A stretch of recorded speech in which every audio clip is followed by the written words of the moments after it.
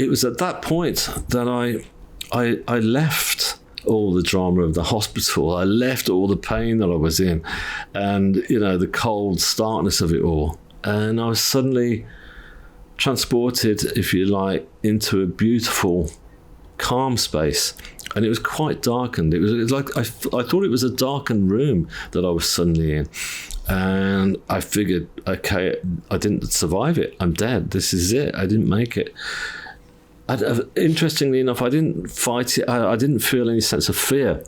I didn't worry. It's not like I wanted to die, but I was quite happy to be in this calm space after all I'd just been through.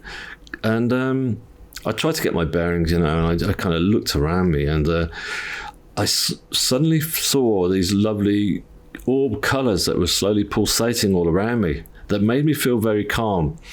And I felt like those lights were there to almost greet me to this new realm that I was suddenly in.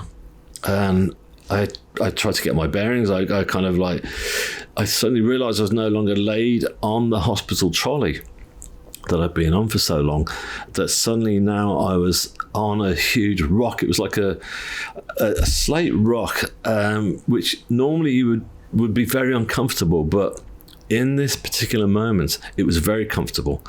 And I noticed I was no longer clothed, but I was covered in this satin sort of silky material, like a beautiful blue material that was reflecting light off it. And I just I lay back on this rock and closed my eyes.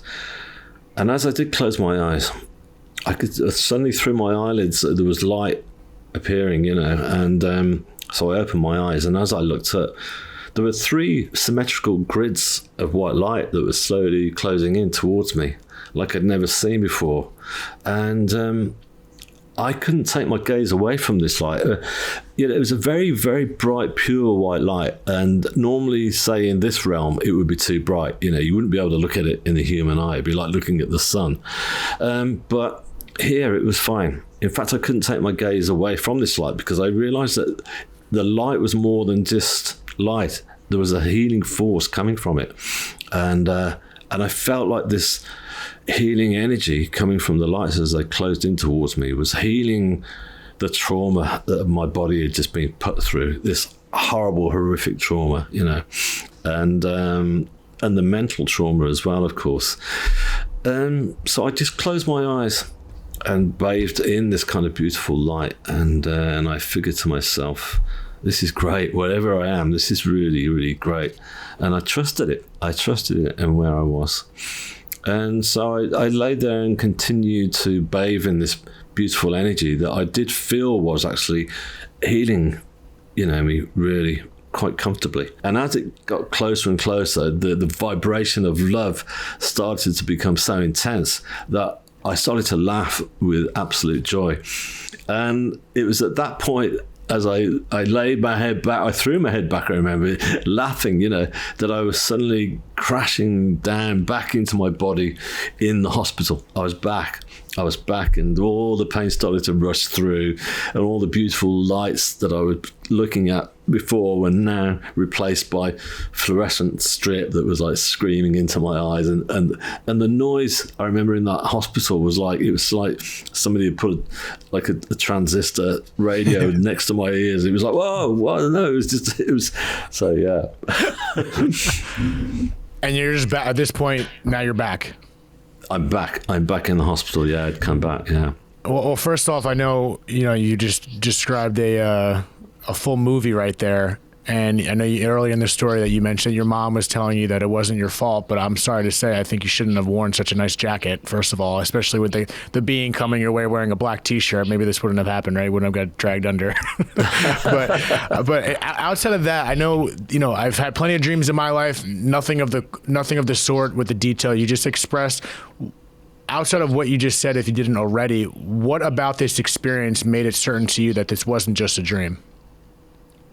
I knew straight away that it wasn't a dream, because the whole experience is, I describe it as being ultra real. It's like going from watching an old VHS video to like panoramic, beautiful sort of whatever you call it, you know, a massive cinematic sort of way of viewing it all. You know, it was just it's just beyond. It's beyond reality, so it's just but it's definitely not a dream for me, because, you know, the interesting thing is, you know, I remember when I woke up in hospital after I'd been into theatre, because I went into theatre after, you know, and of course I was contemplating what had just happened. I've just been under a train, which is huge, you know, so I was dealing with that, but I was more thinking to myself, wow, this experience I've just had, I've got to tell people about this, and I was scared I was going to forget it, you know. I was scared I was going to forget the whole thing, and I thought, I've got to get this right. And so I thought, I'm going to do a painting, and I'm just going to start doing this huge painting. I'd never done anything like this before in my life, but I thought it's got to be a huge painting, like the big sort of Renaissance style ones, you know, try and emulate that, the dramaticness of those paintings. But of course, I've never forgotten it. You know, I'm talking to you about it now, and it's just like it's one of those things that, you know, you realise it's just so powerful, and it's a spiritual awakening basically. And spiritual awakenings don't just come from. You don't have to have a dramatic accident like mine or near-death experience. Even spiritual awakenings can come from all moments in our lives. Normally, sadly, from when we're going through a dark patch, you know, sort of, it's like it's the dark night of the soul, as they call it, you know, is often followed by a spiritual awakening. So yeah, I couldn't agree more. I mean, I think everyone can, you know, relate in their own individual way the suffering that we experience in this material form. And I've always said over and over on this podcast, when we talk about grief or death or these traumatic experiences, spiritual awakening is something I personally resonate with. And I think that is the miracle that can come from traumatic experiences, as long as we see it that way. And in your case, you had a very visceral experience that, you know, makes it undoubtable, as opposed to learning a lesson, even though clearly it sounded like you did learn a lot of lessons. And with it being a spiritual awakening, and you mentioning, you know, that you felt this force of healing and, you know, shedding your ego or whatever those material things that we get dragged on this earth with, did that carry over? Like, do you still carry that feeling of feeling like you were able to shed some of that weight into your living life now?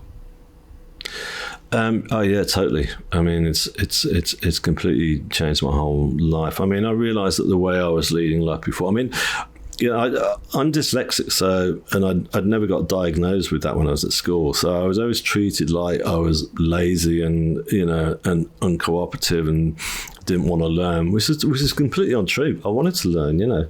So, you know, the trouble is, I mean, we all get these blueprints that we carry away from our years at school, don't we? You know, when we're kids, you know, there's always something that we carry on our shoulders and stuff. And I had plenty of them, and it just since this whole experience, like I said to you, when I was actually in it, you know, that feeling of all those layers being taken off me, I suddenly felt, for the first time in my life, a sense of self-worth, you know, and I felt a sense of self-love, and it's amazing how that has stayed with me. You know, of course, there's challenges there on a day-to-day basis, you know, that doesn't go away, but it's the way I tackle those challenges now is so different. I mean, before, the way I tried to tackle any challenges that went on in my life was just like I'd try and skim the surface, you know. I'd try and avoid those challenges.